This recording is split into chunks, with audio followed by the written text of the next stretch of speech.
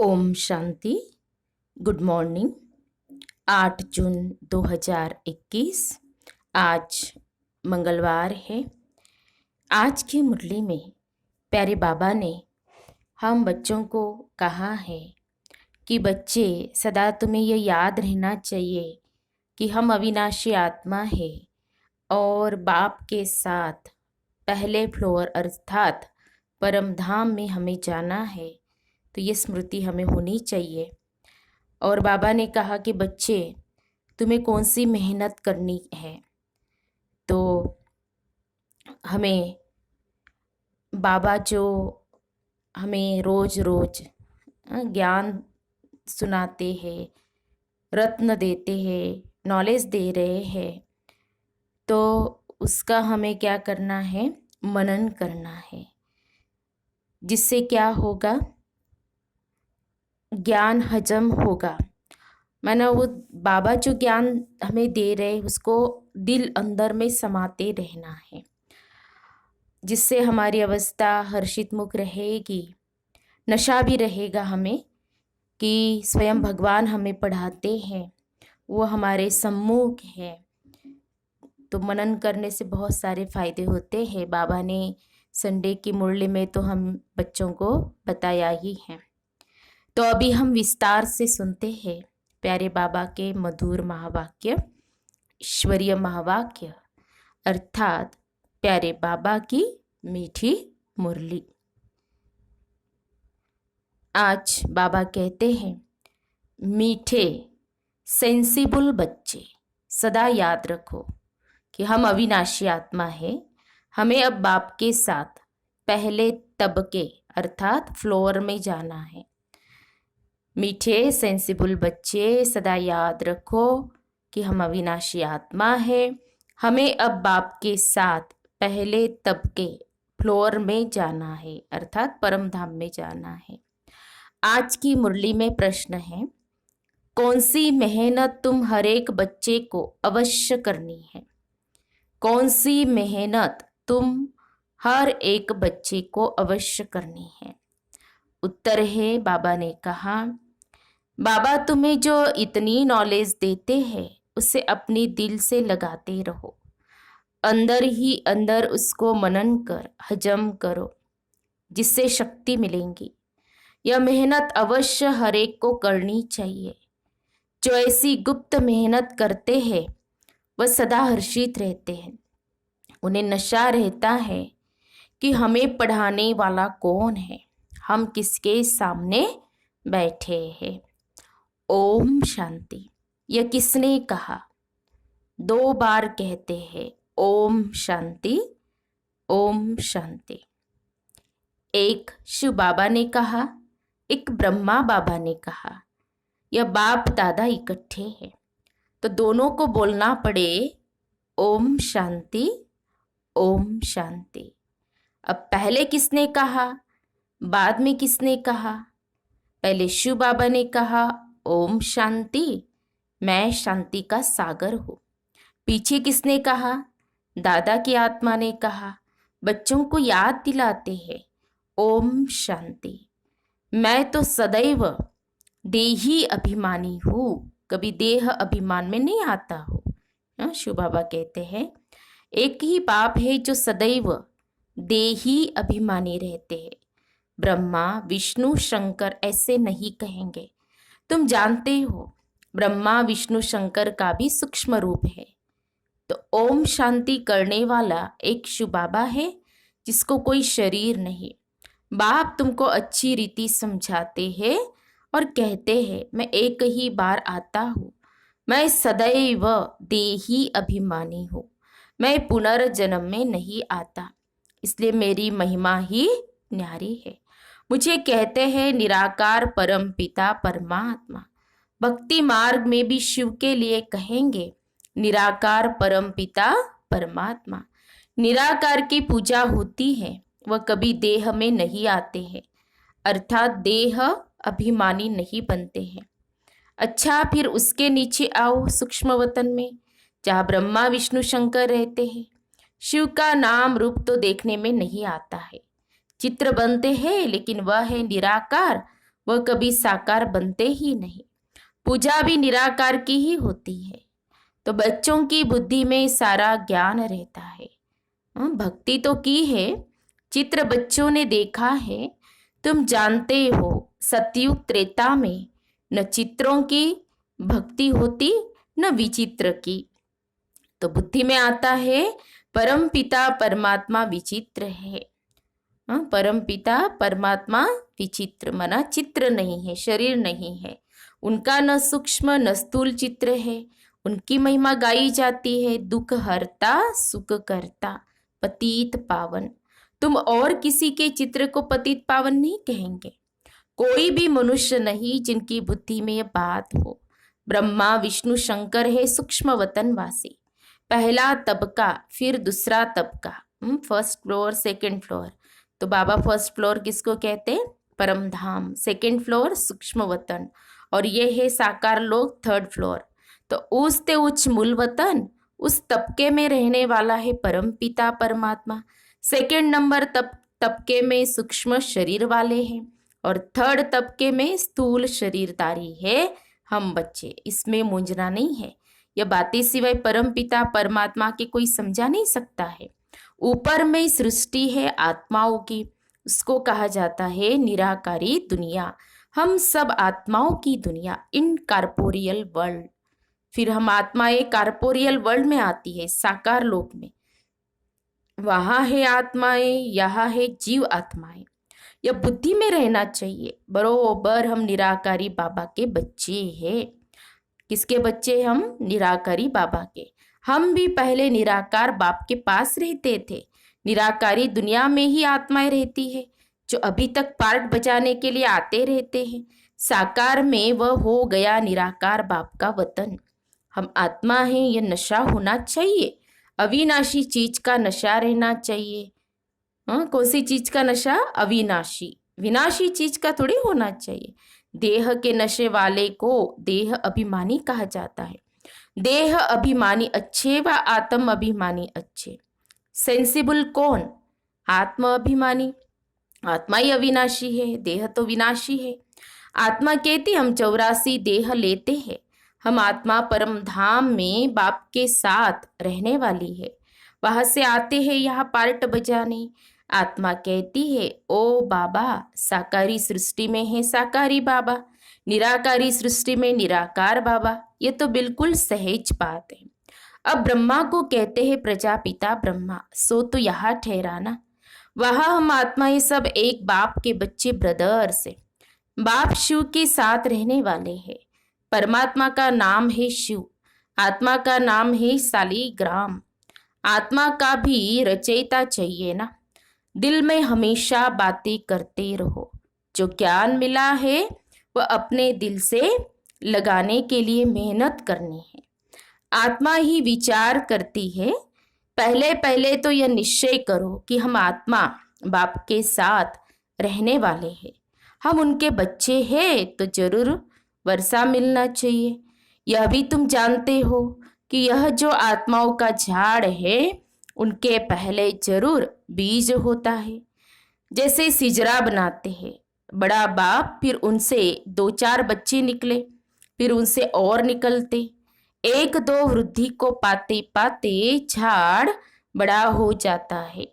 बिरादरी का नक्शा होता है, फलाने से फलाना निकला। तो तुम बच्चे जानते हो मूल वतन में सभी आत्माएं रहती है, उनका भी चित्र है। ऊंचते ऊंचे पाप तुम बच्चों की बुद्धि में है। बाबा इस शरीर में आया हुआ है। रूहानी बाप इनमें आकर रूहों को पढ़ाते हैं। सूक्ष्म वतन में तो नहीं पढ़ाएंगे। सतयुग में तो यह नॉलेज किसको भी रहती नहीं। तो बाप ही इस संगम युग पर आकर यह नॉलेज देते हैं। इस मनुष्य सृष्टि रूपी झाड़ की नॉलेज कोई को है नहीं। कल्प की आयु ही बहुत बड़ी लिख दी है। अभी बाप तुमको समझाते, बच्चे अभी तुमको फिर घर चलना है।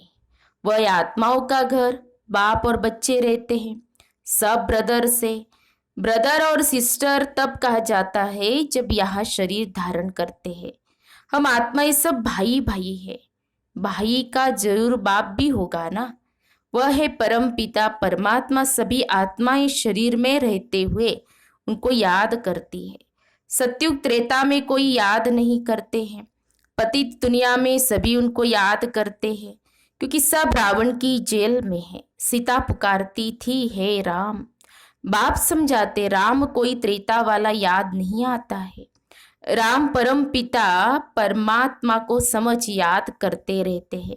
आत्मा पुकारती है, अभी तुम जानते हो आधा कल्प, फिर हम किसको पुकारेंगे नहीं, क्योंकि सुखधाम में रहेंगे। इस समय बाप ही समझाते हैं, दूसरा कोई जानते ही नहीं। वह तो कह देते हैं कि आत्मा सो परमात्मा। आत्मा परमात्मा में लीन हो जाती है। बाप समझाते हैं, आत्मा तो अविनाशी है, एक भी आत्मा का विनाश नहीं हो सकता। जैसे बाप अविनाशी, वैसे आत्मा भी अविनाशी है। यहाँ आत्मा पति तमो प्रधान बनती है, फिर बाप सतो प्रधान पवित्र बनाते हैं। सारी दुनिया को तमो प्रधान बनना ही है, फिर सतो प्रधान बनना है। पतित दुनिया को पावन बनाने बाप को आना पड़ता है। उनको कहते ही है गॉड फादर। बाप भी अविनाशी है, हम आत्माएं भी अविनाशी है, यह ड्रामा भी अविनाशी है। तुम बच्ची जानते हो कि यह वर्ल्ड की हिस्ट्री ज्योग्राफी कैसे रिपीट होती है।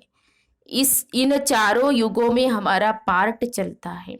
हम सूर्यवंशी फिर चंद्रवंशी बनते हैं। चंद्रवंशी जैसे सेकंड ग्रेड में आ जाते हैं। 14 कला वालों को सूर्यवंशी नहीं कह सकते। वास्तव में देवी देवता भी उन्हों को नहीं कह सकते। देवी देवता संपूर्ण निर्विकारी 16 कला संपूर्ण को कहा जाता है। राम को 14 कला संपन्न कहेंगे। तुम्हारे ही 84 जन्मों का हिसाब समझाया जाता है। नई चीज फिर पुरानी होती है तो वह मजा नहीं रहता है। पहले संपूर्ण पवित्र रहते हैं, फिर थोड़े वर्ष पास होंगे तो थोड़ा पुराना कहेंगे। मकान का भी मिसाल दिया जाता है, ऐसे हर चीज होती है। यह दुनिया भी एक बड़ा मांडवा है। यह आकाश तत्व बहुत बड़ा है, इसका कोई अंत नहीं। इनके एंड कहाँ है वह निकाल नहीं सकते। चलते जाओ, एंड हो नहीं सकती। ब्रह्म महतत्व की भी कोई एंड हो नहीं सकती। यू साइंस वाले कितनी कोशिश करते हैं एंड देखने की, लेकिन जा नहीं सकते, अंत पा नहीं सकते। ब्रह्म तत्व बहुत बड़ा बेअंत है। हम आत्माएं बहुत थोड़ी जगह में रहती है। यहाँ बिल्डिंग आदि कितनी बड़ी बड़ी बनाते हैं। स्पेस धरती की बहुत बड़ी है। खेती आदि भी तो चाहिए ना। वहाँ तो सिर्फ आत्माएं रहती है। आत्मा शरीर बिगड़ कैसे खाएंगी। वहाँ तो अभक्ता है, खाने व भूगने आदि की कोई चीज होती नहीं। बाप समझाते, यह ज्ञान तुम बच्चों को एक ही बार मिलता है, फिर कल्प बाद तुम बच्चों को दिया जाता है। तो यह नशा होना चाहिए। हम देवता धर्म वाले थे। तुम कहते हो बाबा आज से 5000 वर्ष पहले हम आपके पास आए थे शूद्र से ब्राह्मण बनने। अब फिर हम आपके पास आए हैं, वह निराकार होने कारण तुम कहेंगे दादा पास आए हैं। तो बाप ने इसमें प्रवेश किया है। बाप कहते हैं जैसे तुम ऑर्गन्स ले पार्ट बजाते हो, वैसे ही मैं भी ऑर्गन्स का आधार लेता हूँ, नहीं तो मैं पार्ट कैसे बजाऊं। शिव जयंती भी मनाते हैं। शिव तो निराकार है, उनकी जयंती कैसे हुई। मनुष्य तो एक शरीर छोड़ दूसरा लेते हैं। बाप कहते हैं मैं कैसे आकर तुम बच्चों को राजयोग सिखाओ। मनुष्य से देवता बनाने के लिए राजयोग बाप ही आकर सिखाते हैं। मुझे ही पतित पावन ज्ञान का सागर कहते हैं। मुझे झाड़ के आदि मध्य अंत का मालूम है। तुम बच्चे समझते हो बाबा इसमें प्रवेश कर हमको सब नॉलेज समझाते हैं। ब्रह्मा विष्णु शंकर के पार्ट को भी समझना चाहिए। बाप को तो समझा है कि वह पतित पावन है। हर एक की महिमा अलग अलग, ड्यूटी अलग अलग होती है। प्रेसिडेंट प्राइम मिनिस्टर आदि बनते हैं। आत्मा कहती है मेरा शरीर है, मैं प्राइम मिनिस्टर हूँ। आत्मा शरीर के साथ न हो तो बोल न सके। शिव बाबा भी है निराकार, उनको भी बोलने के लिए कर्मेंद्रियों का आधार लेना पड़ता है, इसलिए दिखाते हैं मुख से गंगा निकली। अब शिव तो है बिंदी, उनको मुख कहाँ से आया, तो इसमें आकर बैठते हैं, उससे ज्ञान गंगा बहाते हैं। बाप को ही सब याद करते हैं, पतित पावन आओ हमको इस दुख से छुड़ाओ। वही बड़े ते बड़ा सर्जन है, उसमें ही पतितों को पावन बनाने का ज्ञान है। सर्व पतितों को पावन बनाने वाला एक सर्जन है। सतयुग में सब निरोगी होते हैं, ये लक्ष्मी नारायण सतयुग के मालिक है। इसको ऐसे कर्म किसने सिखाए जो ऐसे निरोगी बने? पापी आकर श्रेष्ठ कर्म सिखलाते हैं। यहाँ तो कर्म ही कुटते रहते हैं। सतयुग में तो ऐसे नहीं कहेंगे कि कर्म ऐसे हैं, वहां कोई दुख रोग होता नहीं। यहाँ तो एक दो को दुख ही देते रहते हैं। सतयुग त्रेता में दुख की बात होती नहीं, जो कहा जाए कि यह कर्मों का भोग है। कर्म अकर्म विकर्म का अर्थ कोई समझ ही नहीं सकते हैं। तुम जानते हो हर एक चीज पहले सतो प्रधान फिर सतो रजो तमो बनती है। सतयुग में 5 तत्व भी सतो प्रधान रहते हैं। हमारे शरीर भी सतो प्रधान प्रकृति के होते हैं। फिर आत्मा की 2 कला कम होने से शरीर भी ऐसे बनते हैं। सृष्टि की भी 2 कला कम हो जाती है। ये सब बाप ही बैठ समझाते हैं, दूसरा कोई समझा न सके। अच्छा, मीठे मीठे सिखे लदे बच्चों प्रति माता पिता बाप दादा का याद प्यार और गुड मॉर्निंग। रूहानी बाप की रूहानी बच्चों को नमस्ते। हम रूहानी बच्चों की रूहानी बाप दादा को याद प्यार और नमस्ते नमस्ते। ओम शांति, ओम शांति, ओम शांति। गुड मॉर्निंग बाबा, शुक्रिया बाबा, थैंक्स बाबा, पद्मा पदम शुक्रिया बाबा आपका। फिर धारणा के लिए मुख्य सार, आज की मुरली का सार 2 पॉइंट में। पहली पॉइंट, अभी से ही बाप की श्रीमत पर ऐसे श्रेष्ठ कर्म करने हैं जो फिर कभी कर्म कूटने न पड़े, अर्थात कर्मों की सजाएं न खानी पड़े। दूसरी पॉइंट, किसी भी विनाशी चीज का नशा नहीं रखना है। यह देह भी विनाशी है, इसका भी नशा नहीं रखना है। सेंसिबल बनना है, अर्थात समझदार बनना। फिर आज की मुरली में प्यारे बाबा का वरदान है, फरमान की पालना द्वारा सर्व अरमानों को खत्म करने वाले मायाप्रूप भव। फरमान की पालना द्वारा सर्व अरमानों को खत्म करने वाले मायाप्रूप भव। स्पष्टीकरण है, अमृत वेले से लेकर रात तक दिनचर्या में जो भी फरमान मिले हुए हैं, उसी प्रमाण अपनी वृत्ति, दृष्टि, संकल्प, स्मृति, सर्विस और संबंध को चेक करो। जो हर संकल्प हर कदम फरमान को पालन करते हैं, उनके सब अरमान खत्म हो जाते हैं। अगर अंदर में पुरुषार्थ का व सफलता का अरमान भी रह जाता है, तो जरूर कहा न कहा कोई न कोई फरमान पालन नहीं हो रहा है। तो जब भी कोई उलझन आए तो चारों ओर से चेक करो, इससे मायाप्रूप स्वतः ही बन जाएंगे। स्लोगन है, अपनी सूक्ष्म कमजोरियों का चिंतन करके उन्हें मिटा देना, यही स्वचिंतन है। अपनी सूक्ष्म कमजोरियों का चिंतन करके उन्हें मिटा देना, यही स्वचिंतन है। तो हम सब ने सुने प्यारे बाबा के मधुर महावाक्य, ईश्वरीय महावाक्य।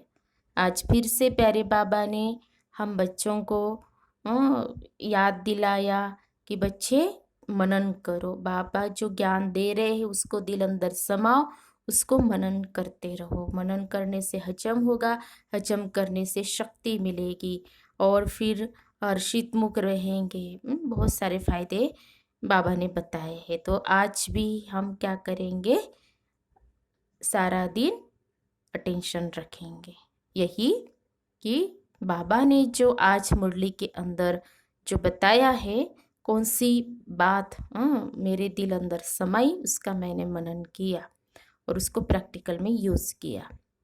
अच्छा, ओम शांति, ओम शांति, ओम शांति।